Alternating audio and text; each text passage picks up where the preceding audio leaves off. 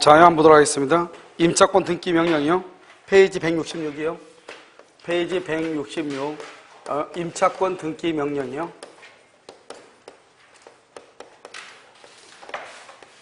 임차권 등기 명령 보도록 그렇게 하겠습니다. 166이요. 48번이요. 자, 48번 임차권 등기 명령이죠. 임차권 등기 명령은 보증금을 받지 못했을 때 하는 것이죠. 48번 임차권 등기 명령은 특히 임대차 관계 종료 후 줄고요. 종료 후, 알죠? 두 번째 줄이요. 전출. 전출하게 되면 우리나라는 무조건 우리가 주택임대차보호법은 전입 신고를 해야 되고, 전출하게 되면 모든 것이 없어져. 전출하죠? 전출하면 대항력 없어져. 우선 변제 없어져. 최우선 변제 없어져. 다 없어져. 전출하면. 그러니까 전출을 못 하는 거예요. 알겠죠? 그래서 전출하면서 대항력 및 우선 변제권을 상실하게 될 경우 특히 실익이 있다. 맞죠? 49번. 임대차가 종료한 후 보증금을 반환받지 못한 임차인은 종료 동그라미 반환받지 못해야 돼. 임대인의 주소지가 큰일 나. 임차 목적물 소재지 지방법원. 소재지 페이지요. 166페이지 49번 보고 있죠? 166페이지 49번 페이지 166 봤어요? 자, 그래서 소재지 임대인의 주소지 그럼 큰일 나. 목적물 소재지 지방법원에 임차권 등기 명령을 신청할 수 있다. 50번은요. 임차인은 임대차 관계는 종료되었으나 보증금을 받지 못한 경우 주택 소재지 그래서 1심 법원에 그래서 임차권 등기 명령을 신청할 수 있다.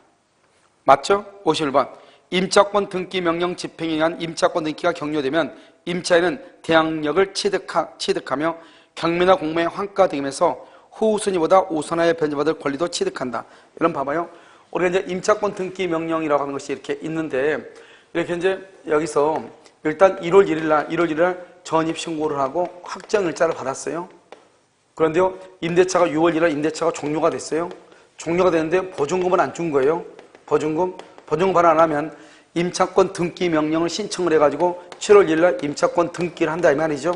그러면 등기가 되면 등기한 날로부터 대항력과 그다음에 우선 변제와 그다음에 최우선 변제권 같은 것이 발생을 하는 거예요. 그런데 이미 이 등기하기 전에 이미 전입 신고를 했고 확정 일자가 돼 있다. 이미 그런 경우는 어떻게 한다? 등기에도 그 전 것이 그대로 뭐가 된다? 유지가 돼.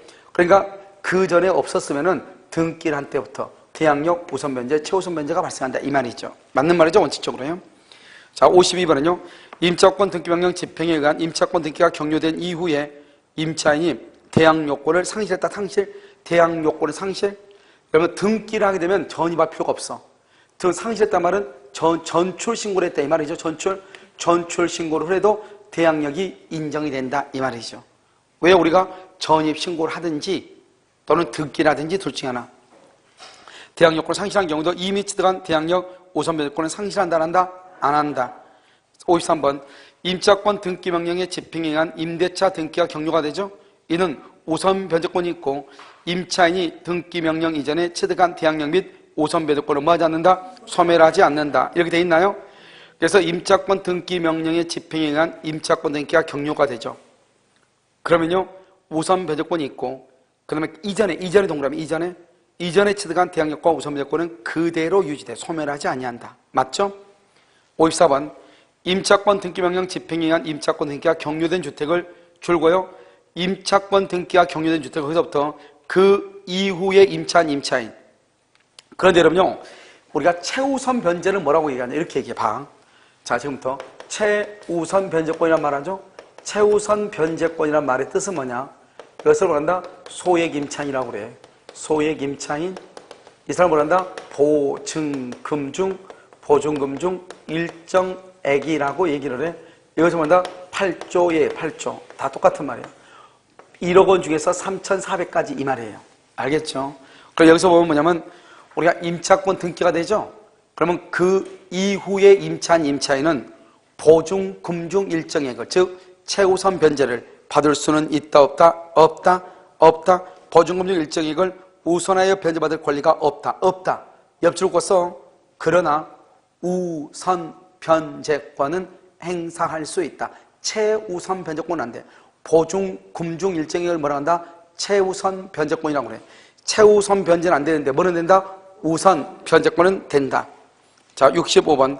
등기 명령의 집행에 따라 주택 전부에 대해 타인 명의의 임차권 등기가 끝난 뒤 소액 보증금을 내고 임차한 자. 임차권 등기가 끝난 뒤 소액 보증금. 임차권 등기가 끝난 뒤 소액 보증금. 이 사람은 최우선 변제를 받을 수 있다 없다? 없다. 없다. 맞죠? 56번. 임차인은 임차권 등기 명령의 신청 및 그에 따른 임차권 등기와 관련하여 소요된 비용 동그라미 누구한테 청구해? 임대인. 누구 때문에 임대차 등기를 했다? 임대인 때문에 보증금을 안 주니까. 57번. 임차권 등기 명령 신청 기각 동그라미 기각 맨 끝에 항고할 수 있다. 한 번 나왔죠? 자, 그 밑에 58번.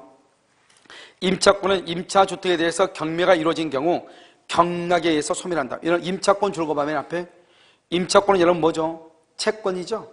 채권이고 경락 동그라미 봐. 맨 끝에 경락하면 소유권 취득이죠? 이퀄 물권이란 말이죠. 그러니까요, 물권과 채권이 부딪히면 누가 우선한다? 물권이 나서 채권을 소멸하는 거예요. 다만 보증금이 전액 변제되지 않는 줄과 대항력 있는 임차권, 그냥 임차권 아니에요. 대항력 있는 임차권은 소멸하지 않는 것이에요. 알겠죠? 자, 그 다음에 59번을 봐봐. 계약서상 확정일자를 보유하는 기간은 확정일자부를 작성하고 확정일자를 매년 몇 년마다 1년마다 매년 1년마다 몇 년간 보존한다? 20년 이렇게. 자, 임대차 기간이죠? 임대차는요, 기간이 정함이 없거나 2년 미만으로 정한 경우는 2년으로 본다. 알겠죠? 그런데 만약에 2년 미만으로 정한 경우 임차인은 언제든지 해지를 통과할 수 있다. 임차인은. 알겠죠? 그래서 임차인은 2년 미만의 기간을 주장할 수 있다. 임대인은 2년 미만의 기간을 주장할 수 있다 없다? 없다. 자, 60번. 임대차 기간이 끝난 후 임차인이 보증금을 반환받지 못하였다 하더라도 임대차 관계는 존속된다. 틀렸죠? 임대차가 끝났죠? 그런데 보증금을 반환받을 때까지는 임대차는 뭔 걸로 봐? 존속하는 것으로 봐. 임대차가 끝나도 보증금을 반환받기까지는 임대차가 존속하는 것으로 봐. 그러니까 그 말이 무슨 말이죠? 임대차가 끝났어. 보증금을 반환받을 때까지 그 집을 점유하더라도 불법이다 아니다? 아니다. 왜? 임대차가 뭔 걸로 본다? 존속하는 것으로 본다. 61번. 임대차 기간이 끝난 경우 임차인이 보증금을 할 때까지 반환받을 때까지 임대차 관계가 존속하는 것으로 본다. 맞죠? 62번. 갑소유 주택을 을이 임차하면서 존속기간은 1년. 1년은 몇 년 미만이다? 2년 미만이죠? 그럼 몇 년으로 본다? 2년으로 본다. 그러나 임차인은 2년 미만의 기간에 유효함을 말할 수 있다? 주장할 수 있다. 임대인은 주장할 수 있다 없다? 없다. 임대인은 선택권이 없어. 만약에 1년이다. 그러면 임차인은 1년을 주장해도 되고 2년 미만이니까 2년을 주장해도 되고 그런데 임대인은 아무런 선택권이 없는 거예요. 그 다음에 63번. 이기에 차임에 다도록 연체하죠. 이기 동그라미. 그 다음에 연체. 그럼요, 묵시적 갱신이 인정되지 않아요. 이 규정은 서엽주국과 상가에는 없다. 상가에는 이 규정이 없어요. 주택에만 있어요. 알겠죠? 64번. 주택임대차가 묵시적으로 갱신되죠? 존속기간은 몇 년이다? 2년이다. 2년인데 문제는 뭐죠? 그 다음에 그때다가 임차인은 언제든지 해지 통고. 임차인은 언제든지 해지 통고를 할 수가 있어. 임차인은. 그 다음에 65번. 임대차가 묵시적으로 갱신되죠? 존속기간 몇 년이다? 2년이다. 66번. 임대차가 묵시적으로 갱신된 경우 임차인은 동그라미 언제든지 해지 통고를 받는 어떤 몇 개월? 3개월이에요. 3개월. 6개월은 뭐냐? 전세권이에요. 3개월이다. 67번. 주택임대차가 묵시적으로 갱신되죠? 임차인은 언제든지 계약의 해지를 말할 수 있고 통지할 수 있고 임대인이 통지받는 어떤 몇 개월이다? 3개월이다. 3개월. 68번. 주택임대차 A하고 상가금융임대차 B 계약 존속 중에는 차임 증액 청구는 둘 달마다 100분의 5다. 100분의 5. 그래서 20분의 1, 100분의 9 틀렸어요. 얼마나? 100분의 5다. 100분의 5. 알죠? 바뀌었어요, 이번에. 100분의 9가 아니고 100분의 5다. 됐죠? 자, 그다음 69번 한번 봐봐요. 최우선 변제죠? 우리가 최우선 변제를 받으려면 여러분 어떻게 해야 돼요? 최우선 변제를 받으려면 확정 일자가 필요하다, 필요하지 않다? 필요하지 않다. 자, 69번. 임차인은 보증금 중 일정액을 다른 담보물권자보다 우선하여 변제받을 권리가 있다. 보증금 중 일정액 아까 뭐라고 그랬어? 보증금 중 일정액이 뭐란다? 최우선 변제를 줄고 다른 담보물권자보다 우선. 다른 담보물권자. 이 말이 무슨 말이야? 그냥 우선 변제를 누구보다 우선한다고 우선 변제는 그냥 우선 변제는 후순위보다 우선이죠? 그런데 최우선은 누구보다? 모든 사람보다 우선. 모든 사람. 그래서 다른 물권자보다 우선하여. 다른 사람보다 우선한다. 자, 70번은요. 보증금융 일정에게 우선 변제를 받기 위해서는 임차인은 주택에 대한 줄고요. 경매 신청의 등기 있기 전 줄고 경매 신청의 등기 이퀄 압류 등기죠. 다른 말로 뭐다? 경매 개시 등기죠. 다른 말로 경매 기입 등기죠. 알겠죠? 경매 신청의 등기 전이다 말이 무슨 말이냐? 경매 개시 등기 전, 경매 기입 등기 전, 압류 등기 전 이렇게. 압류 등기 전, 경매 개시 등기 전, 경매 기입 등기 전. 알겠죠? 똑같아. 보증금융 일정에 대한 우선 변제 뭐죠? 그래서 등기가 있기 전에 주택인도와 뭐를 해야 돼? 주민등록을 마쳤어야 돼. 71번. 법원의 명령에 따른 임차권 등기가 된 주택을 법원의 명령에 따른 임차권 등기가 됐다. 그 말은 보증금을 반환하지 않으니까 했다 이 말이죠. 그런데 그 이후에 임차인은 최우선 변제권이 있다 없다? 없다. 72번. 임차인이 보증금융 일정이익을 우선 변제받기 위해서는 임차주택에 대한 경매 개시 결정 등기 전 출고. 여기는 그 위에는 70번에서는 경매 신청의 등기 전이라고 그랬죠? 경매 신청의 등기 전. 그런데 여기는요 또 뭐가 있다? 경매 개시 결정 등기 전. 똑같은 말이라고 그랬죠? 대항 요건을 갖춰야 되죠? 확정 일자를 갖출 필요가 없다. 없다. 73번. 보증금융 일정에게 우선 변제를 받을 수 있는 임차인은 그 보증금액이 수도권 정비에 따른 과밀 억제권역의 경우 얼마다? 8천만 원 이하이다. 알겠죠? 8천만 원 이하. 수도권 경비. 74번. 수도권 정비법에 따른 과밀 억제권역이죠? 보증금이 얼마다? 6,500이라 하더라도 실제로 최우선 받을 수 있는 금액은 얼마다? 2,700이다. 알겠죠? 3,400에서 700 빼면 되죠? 그 다음에 75번은요. 경매 신청에 등기 전에 주택임차보호법 소중에 대항력을 갖춘 임차인은 소액 보증금 중 일정액을 후순위 권리자나 그 밖의 채권자보다 우선하여 보증금을 변제받을 권리가 있다고 그랬는데 후순위 권리자 그 밖의 채권자 그러면 안 되지. 뭐라고 해요? 다른 담보권자보다 그래야지. 다른 담보권자보다. 후순위보다 먼저가 아니고 다른 모든 사람보다 먼저 받는 거예요. 그래서 최우선이라고 그래. 이것은 지금 무슨 표현이죠? 우선 변제권의 표현이잖아요. 알겠죠? 76번은요. 소액 임차인은 경매 신청의 등기 전까지 뭐를 갖추면? 대항력을 갖추면 되고 임대차 계약서에 확정 일자를 받지 않아도 최우선 변제권을 말할 수 있다. 행사할 수 있다. OX, X죠. 여기 소액 임차인은 경매 신청 등기 전 대항력만 있으면 돼. 확정 일자는 필요하다, 필요하지 않다? 필요하지 않다. 확정 일자가 없어도 행사할 수 있다. 맞는 말이죠? 77.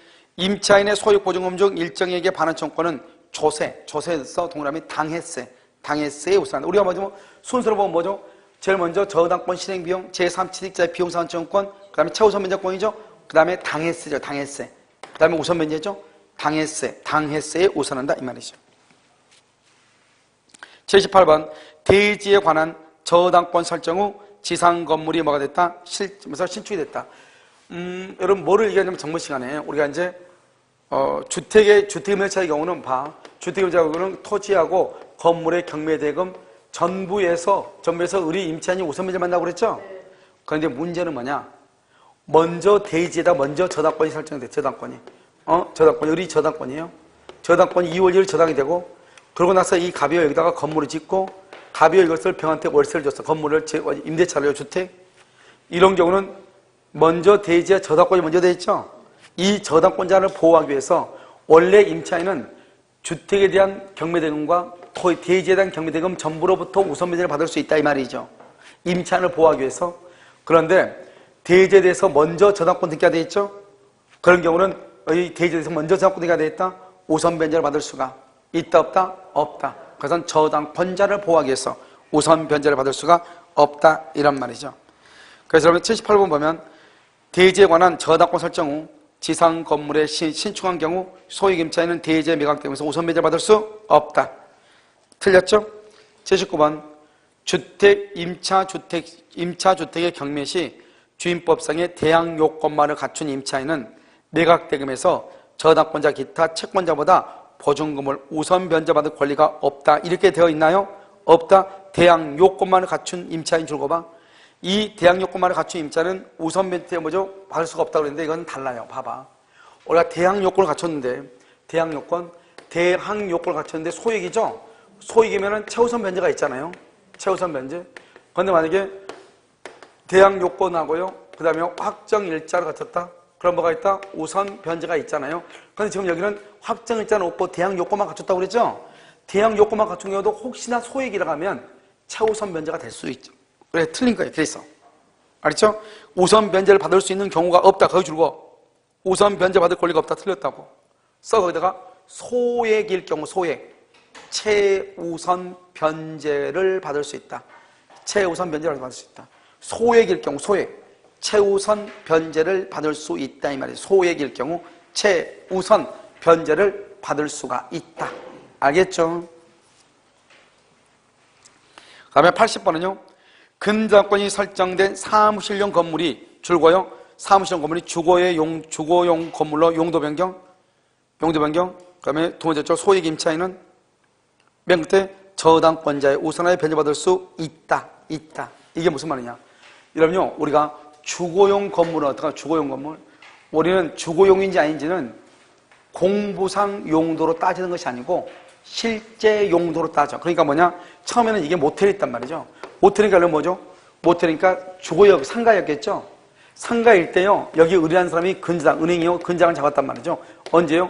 근저당, 언제? 2월 1일이요. 근데 이 모텔이요, 다음에 뭐죠? 주거용으로 바뀌었어. 주택으로. 그래서 월세로 전환을 했단 말이죠. 그래가지고 여기에요, 바뀌고 난 다음에 언제요? 4월 1일 날이요. 그 다음에 5월 1일 날이요. 뭐죠? A가 들어왔단 말이죠. 임차인, 소액 임차인이요. 그러면 이 소액 임차인은 나중에 이 똑같은 건물이 경매가 될 거 아니에요? 그러면 상가일 때 저당권자고 주거용으로 바뀌고 난 다음에 소액 임차인이잖아요.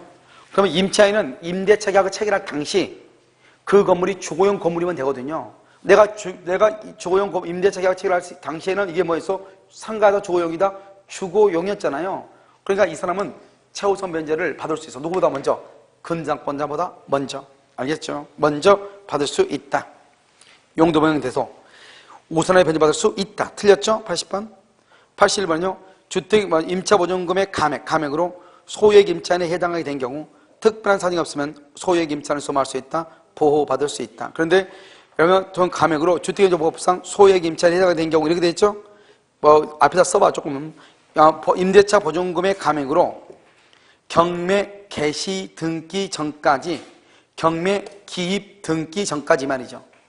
경매 개시 등기 전까지 또는 경매 기입 등기 전까지 이 말이에요.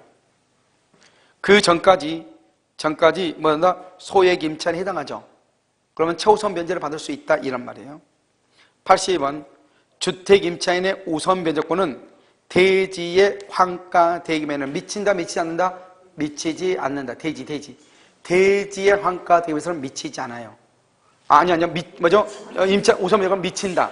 그래서 우선 변제권은요 대지하고 건물이 다 미친다. 미쳐. 알겠죠? 미쳐. 자, 그 다음에 83번.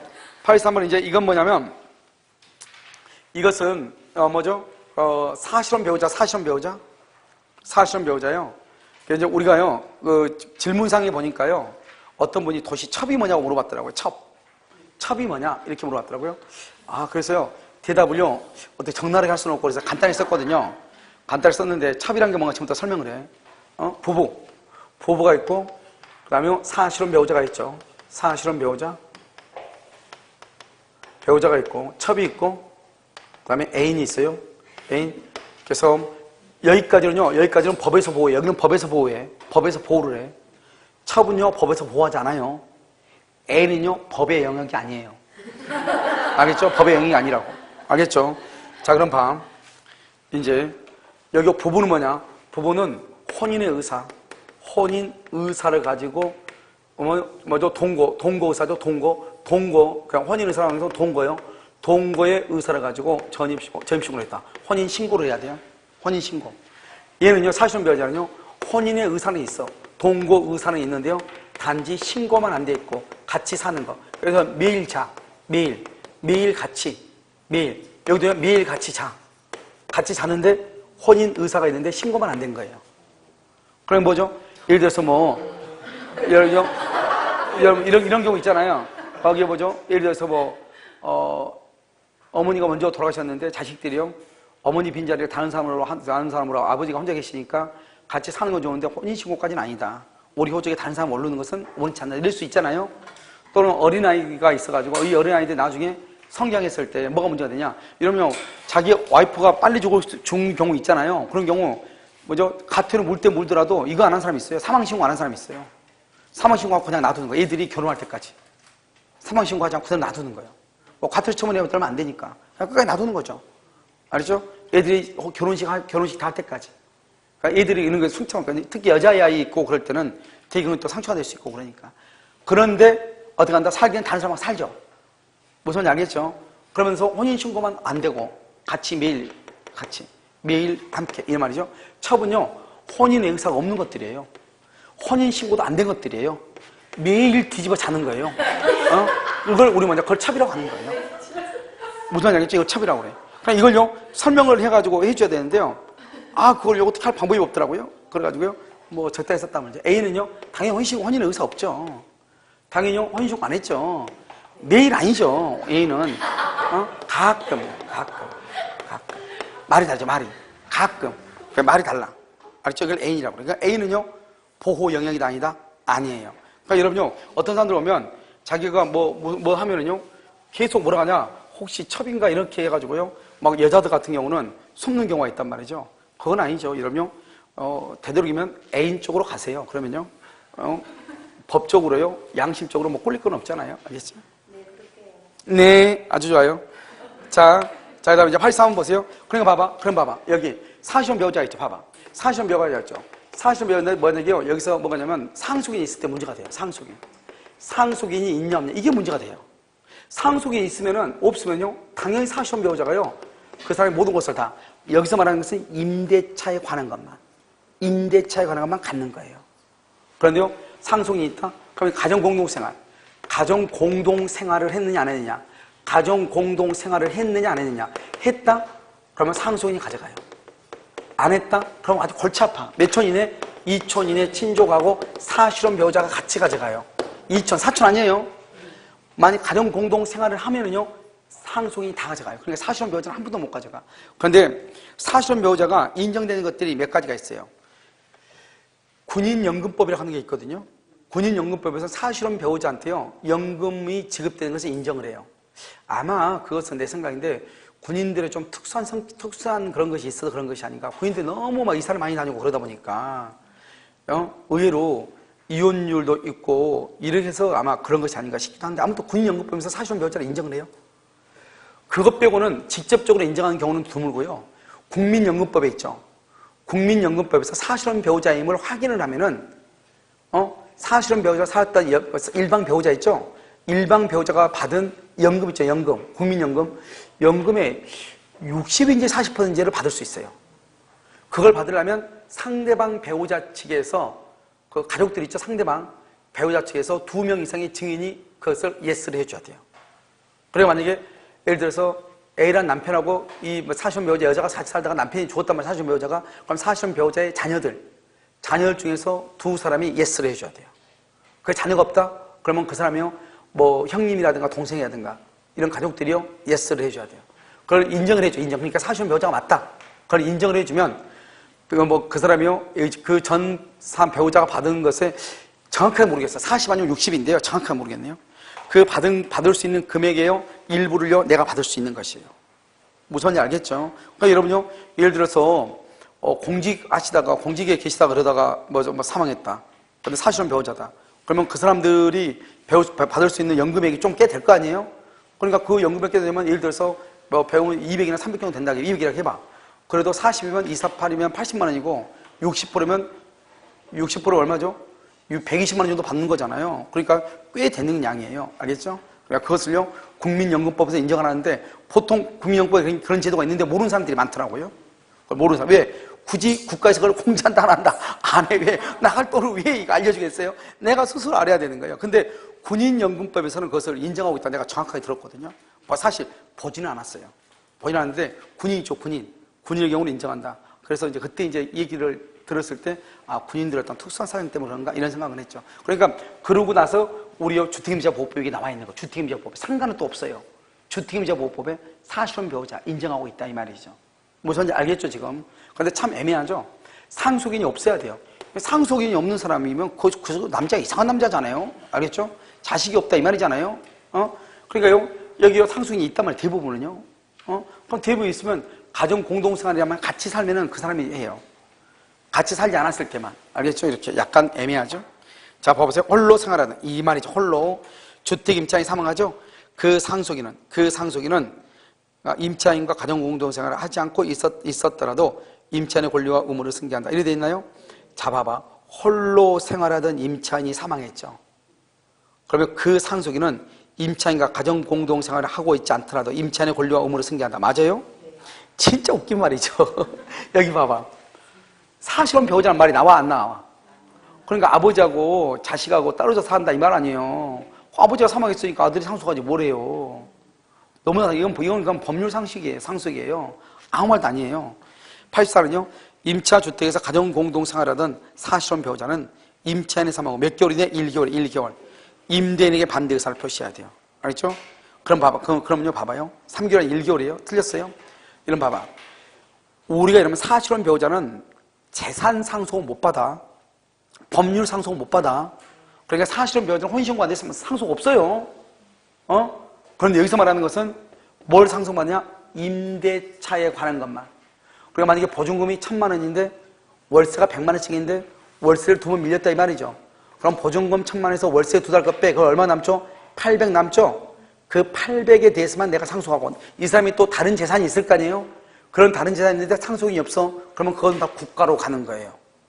무슨 말인지 알겠죠? 임대차에 관한 것만 상속한다고. 그러니까 우리가 일반적으로 재산 상속을 안 하려면 어떻게 해야 돼요? 가정법원에다가 상속하지 않겠다고 신고서를 제출해야 돼. 상속 포기해요. 그런데 여기는 누구한테 얘기한다? 임대인한테 얘기한다 이 말이죠. 왜요? 뭐에 관한 것만 상속하니까 임대차는 채권이다 물권이다? 채권이다. 그러니까 채권이니까 특정한 사람한테 포기하는 거예요. 반대 의사를 표시하는 거예요. 그다음에 85번은요. 주택 임차인이 사망하죠. 그 주택에서 가정 공동생활하던 사실혼 배우자가 항상 상속권자에 우선하여 틀렸죠. 항상 그러면 안 돼. 여기 봐봐, 여기요. 가정 공동생활을 하고 있냐 안 하고 있냐, 상속인이 있냐 없냐 다 다르다고 이게. 이렇게 달라진다고. 상속인이 없다? 그러면 사실혼 배우자. 상속인이 있다? 가정 공동생활을 하냐 안 하냐에 따라서 달라지는 것이다. 하고 있으면 상속인이, 안 하고 있으면 이촌인의 친족과 함께 이렇게.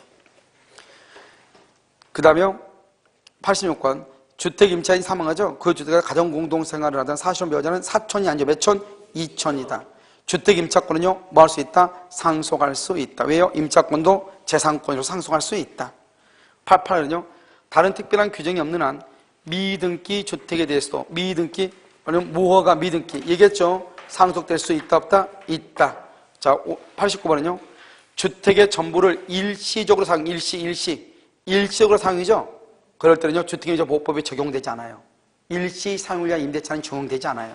알겠죠? 자, 여기까지가 이제 이러면 주택에 관한 것이에요. 알겠죠?